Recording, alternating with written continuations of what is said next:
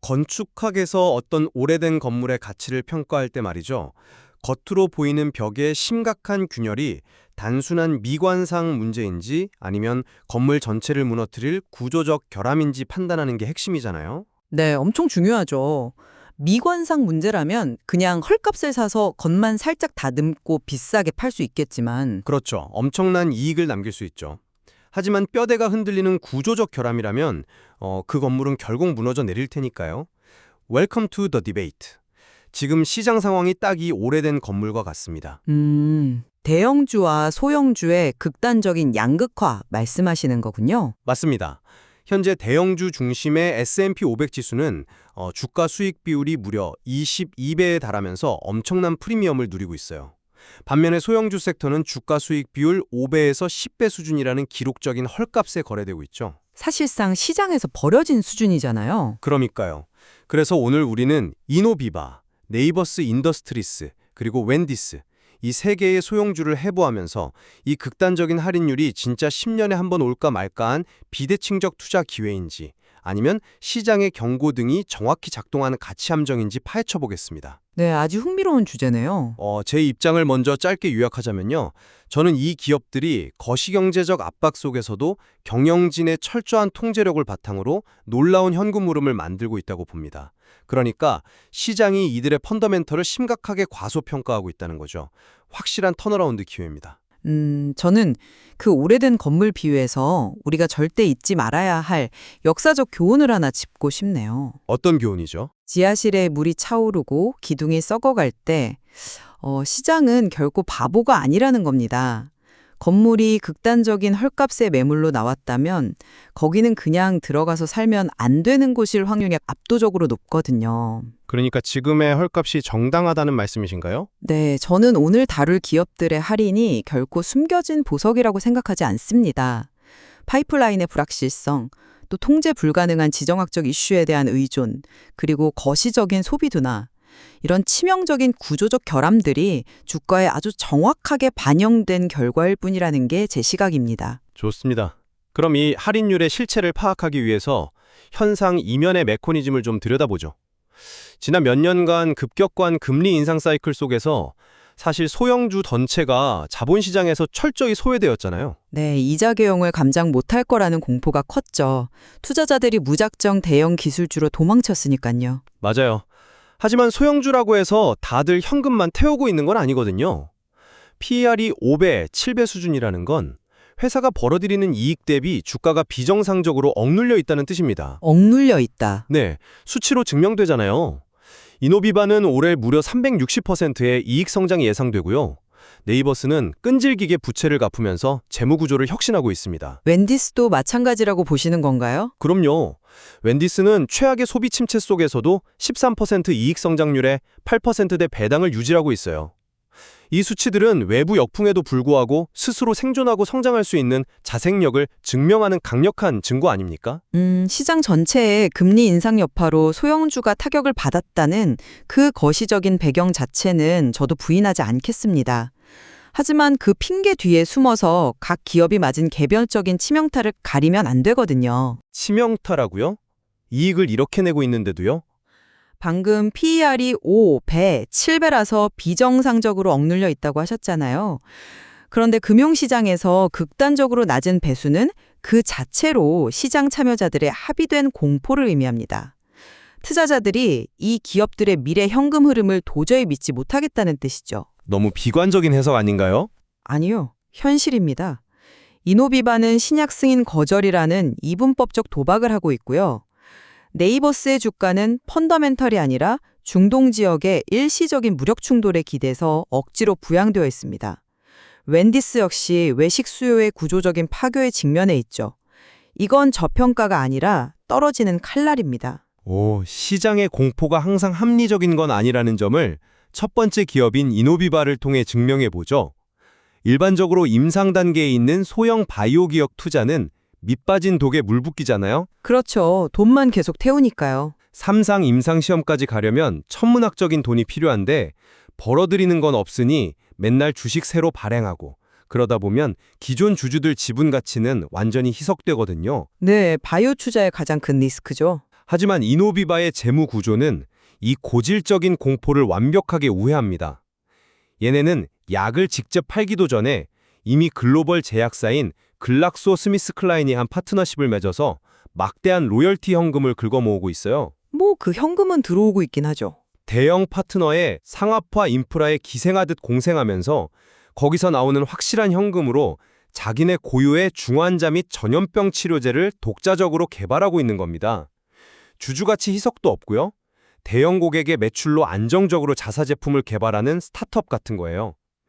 현재 7.8배의 PER은 이 독특한 방어막을 완전히 무시한 가격입니다. 방어막이라는 표현이 참 재미있네요. 하지만 저는 완전히 다른 방향에서 접근하고 싶습니다. 그 방어막이 오히려 스스로의 목을 조르는 족쇄라고 보거든요. 족쇄요? 현금이 쏟아져 들어오고 주주가치 훼손이 없는데 어떻게 족쇄가 됩니까? 로열티로 당장 현금이 들어오니 주식 발행 위험이 없다는 메커니즘은 훌륭해요. 그런데 수익 구조를 좀 뜯어보면 이야기가 완전히 다릅니다.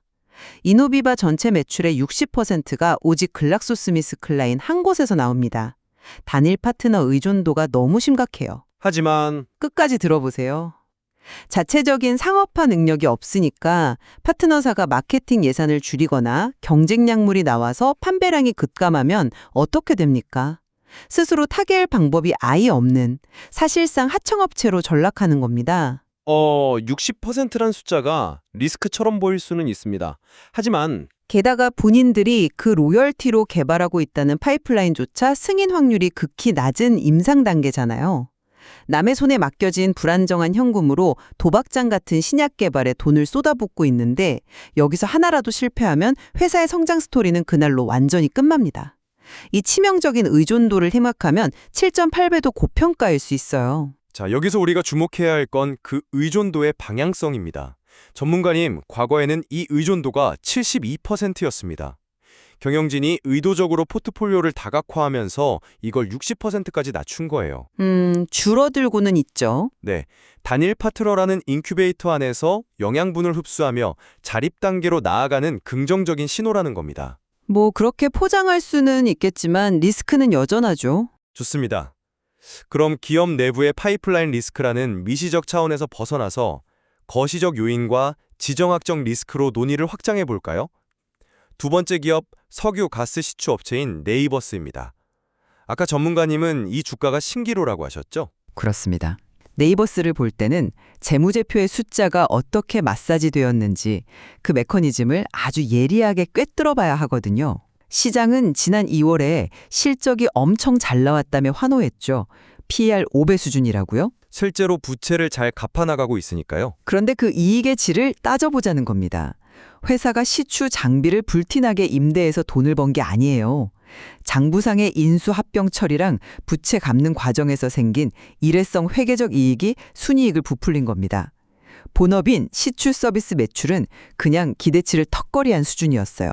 그저 그랬죠? 부채 축소를 단순한 회계 마사지로 폄하하시다니요. 더 심각한 건 주가가 71달러 컨센서스를 깨고 83달러 부근까지 치솟았다는 점입니다. 이 상승 동력이 펀더멘털이 아니에요. 이란과 이스라엘 간의 무력 충돌, 호르무즈 해협 차단 공포심 때문이잖아요. 이건 일주일 반짝 폭설 내렸다고 흑자 내는 제설용품 가게랑 똑같습니다. 갈등이 해결되면 이 프리미엄은 꺼지고 주가는 자유낙화할 겁니다. 일회성 폭설 비유는 좀 자극적이네요. 하지만 그렇게 생각하시는 이유는 알겠지만 다른 관점에서 설명해 드리겠습니다. 고금리 환경에서 부채를 축소한 건 기업의 생존 능력을 극적으로 끌어올린 진짜 실력입니다. 자본 가치로의 본질적인 체질 개선태니까요. 그리고 유가 상승을 단순히 중동 노이즈로만 치부하시는데 거시적인 큰 그림을 보셔야 합니다. 지금 전 세계가 인공지능 시대로 진입하면서 엄청난 데이터 센터 건설 붐을 겪고 있잖아요. 데이터 센터 수요 폭증은 맞죠. 이 데이터 센터들이 요구하는 전력량은 상상을 초월합니다. 풍력이나 태양광 같은 재생에너지로는 절대 이 막대한 기저전력을 감당할 수 없어요. 결국 천연가스와 석유 같은 화석연료를 태워서 전력망을 안정화해야만 하는 구조적 순풍을 탔다는 겁니다. 고시적인 에너지 인프라 수요 자체는 저도 동의합니다만 그러니까 유가가 과거처럼 쉽게 떨어지지 않는다는 거죠. 유가가 높게 방어되면 엑손이나 쉐브론 같은 거대 기업들은 생산량을 늘리기 위해 네이버스의 장비를 빌릴 수밖에 없습니다. 월스트리트가 목표 주가를 85달러, 89달러로 줄상향한 건 이 피할 수 없는 펀더멘털을 읽었기 때문이에요.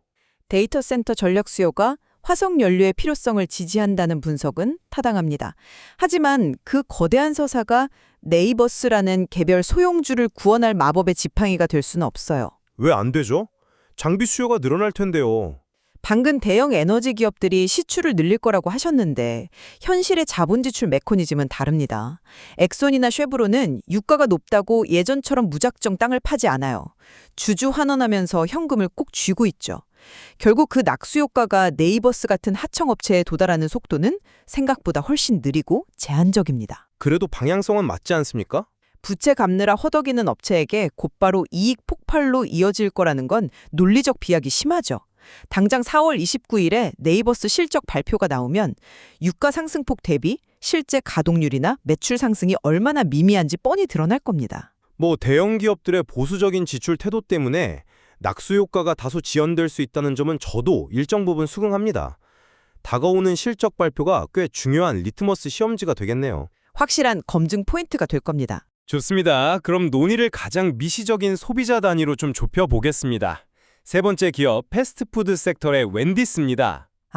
웬디씨야말로 앞서 말한 거시적 위협이 소비자 단위에서 어떻게 구체적인 수요 파괴로 이어지는지 보여주는 완벽한 교보제죠. 지속적인 주가 하락은 결코 시장의 오해가 아닙니다. 외식 산업에서 제일 중요한 동일 매장 매출이 눈에 띄게 감소하고 있잖아요. 악재가 겹친 건 사실이죠. 지금 경제가 철저히 K자형으로 가고 있거든요. 살인적인 인플레이션 앞에서 저소득층은 제일 먼저 햄버거 세트부터 포기합니다. 그냥 마트 가서 밥을 해먹죠. 소비 압박이 심하긴 하죠. 그런데 엎친 데 덮친 격으로 중산층 이상에서는 GLP-1 계열의 비만 치료제가 엄청난 인기잖아요. 뇌의 포만감 신호를 조작해서 아예 물리적으로 고칼로리 패스트푸드를 못 먹게 만듭니다. 사이즈 메뉴 추가나 사이즈 업그레이드 같은 상향 판매 모델이 구도적으로 박살나고 있다는 뜻이에요. 배당에 대해서도 회의적이시죠? 당연하죠. 주가가 폭락해서 배당 수익률이 7.9%까지 치솟은 걸 보고 가치 투자라고 포장하는데요. 이건 돈을 잘 벌어서 배당을 늘린 게 아니라 주가라는 분모가 바닥으로 꺼지면서 배당률이 부풀려진 착시 현상일 뿐입니다. 밑빠진 독에 물 붓기예요. 지금 차트가 처참하다는 사실, 그리고 인플레이션과 비만 치료제라는 이중고가 소비자를 압박한다는 치밀한 분석에는 저도 전적으로 동의합니다. 인정하시니 다행이네요. 하지만 바로 그 지점에서 투자의 역설이 발생합니다. 전문가님이 방금 열거하신 그 모든 끔찍한 악재들이 현재의 7.1배 선행 주가 수익 비율에 이미 완벽하게 선반영되어 있다는 게 제 시각이거든요. 이른바 so bad is good, 더 이상 나빠질 게 없는 상태라는 거죠. 악재가 선반영되었다고요? 네, 하방이 판단하리에 막혀 있는 겁니다. 그리고 배당률 착시라고 하셨는데 배당 투자의 본질은 주가가 아니라 회사가 창출하는 잉여 현금 흐름을 봐야죠. 주가는 폭락했지만 웬디스의 현금 창출력은 놀라울 정도로 굳건합니다. 매출이 주는데 어떻게 굳건합니까? 경영진이 파도에 휩쓸려만 있는 게 아니니까요. 이들은 실적 부진 매장을 과감하게 폐쇄하고 극도로 비용을 통제하고 이익률 높은 국제 프랜차이즈에 자본을 집중하고 있습니다. 다른 레스토랑 주식들이 겨우 1-2% 성장에 허덕일 때 웬디스는 올해 무려 13% 이익 성장이 예상된다고요. 거시경제가 회복될 때까지 이 훌륭한 자본 통제력을 믿고 8% 배당을 챙기며 기다리는 것. 이건 아주 합리적인 가치 투자입니다. 실적 부진 매장을 폐쇄하는 걸 훌륭한 통제력이라고 하시는데 저는 다르게 봅니다. 그건 성장이 아니라 팔다리를 잘라내며 연명하는 생존 전략일 뿐이에요. 장기적으로 매출 파이를 키워주지 못하거든요. 비용 효율화의 과정이죠. 13% 이익 성장 예상치도 작년 실적이 워낙 참혹했기 때문에 기저효과로 반짝 커 보이는 것에 불과합니다. 동일 매장 매출 역성장이 두세 분기만 더 지속되어도 그 현금 흐름됨은 순식간에 무너집니다. 펀더멘털이 흔들려서 주가가 또 20% 폭락하면 그 알량한 8% 배당이 원금 손실을 막아주겠습니까? 두세 분기 뒤에 고거를 우려하시지만 웬디스의 마진 방어력을 너무 과소평가하시는 것 같네요. 자, 어느덧 우리 두 사람의 팽팽한 시각 차이를 전체적으로 정리할 시간이 된 것 같습니다. 네, 벌써 그렇게 됐네요. 오늘 우리는 각기 다른 섹터에 속한 새 소형 기업을 깊숙이 들여다봤습니다. 제 입장을 종합하자면 이렇습니다. 시장은 항상 완벽하게 효율적이지 않고 때론 공포에 휩싸여 옥석을 가리지 못합니다. 5배에서 7배라는 소형주들의 극단적 할인은 지하실에 물이 차서가 아니라 일시적인 소나기 때문에 건물 외벽이 젖어 보이는 것일 뿐입니다. 소나기가 아니라 태풍 같은데요. 이노비바의 파트너십 전략, 네이버스의 인프라 수요라는 막강한 거시적 뒤배경, 그리고 웬디스의 강력한 비용 통제력. 이 구체적인 턴어라운드 촉매제들이 실적으로 증명되는 순간 억눌린 스프링이 튀어오르며 막대한 비대칭적 수익을 줄 것입니다. 이것이 공포가 만들어낸 확실한 안전마진이죠. 저는 그 스프링이 튀어오르기도 전에 녹슬어서 끊어질 수 있다는 점을 지적하고 싶습니다. 가치 투자라는 아름다운 이름표 뒤에 숨은 치명적인 구조적 균열을 냉정하게 직시해야 해요. 구조적 균열이라. 극단적 할인은 시장의 오해가 아니라 비즈니스 모델 한계에 대한 아주 정확한 가격표입니다. 대형 제약사에 기생하는 이노비바, 지정학적 공포에 기생한 네이버스, 변화하는 소비 구조에 점유율을 갉아먹히는 웬디스까지. 이들이 직면한 위기는 건물의 지반 자체를 가라앉게 만드는 싱크홀입니다. 단순히 남들보다 싸다는 이유만으로 떨어지는 칼날을 맨몸으로 받아내는 건 결코 합리적 투자가 될 수 없습니다. 시장의 공포가 만든 일생일대의 기회인가? 아니면 구조적 결함이 빚어낸 피해야 할 함정인가? 오늘 우리의 토론이 단일한 정답을 제시할 수는 없을 겁니다. 주식시장에서 가치를 평가하는 건 단순한 덧셈 뺄셈이 아니라 거시적 파도와 미시적 모델이 충돌하는 복잡한 예술이니까요. 맞습니다. 숫자는 거짓말을 안 하지만 그 이면의 맥락을 생략하면 완전히 잘못된 결론에 도달할 수 있거든요. 배당률이나 PER 이면에 숨겨진 진짜 부채의 성격, 소비행동 변화를 입체적으로 조망해야만 가치 함정을 피할 수 있습니다. 네, 청취자 여러분께서도 오늘 해보한 이 세 기업의 펀더멘털 지표를 직접 확인해 보시길 바랍니다. 특히 4월 29일 네이버 실적 발표 같은 핵심 이벤트들을 추적하시면서 스스로 검증해 보십시오. 지금 눈앞에 있는 낡은 건물의 균열, 이것은 절호의 리모델링 기회입니까? 아니면 마지막 대피 신호입니까? 판단은 온전히 여러분의 몫입니다. 함께해 주셔서 감사합니다.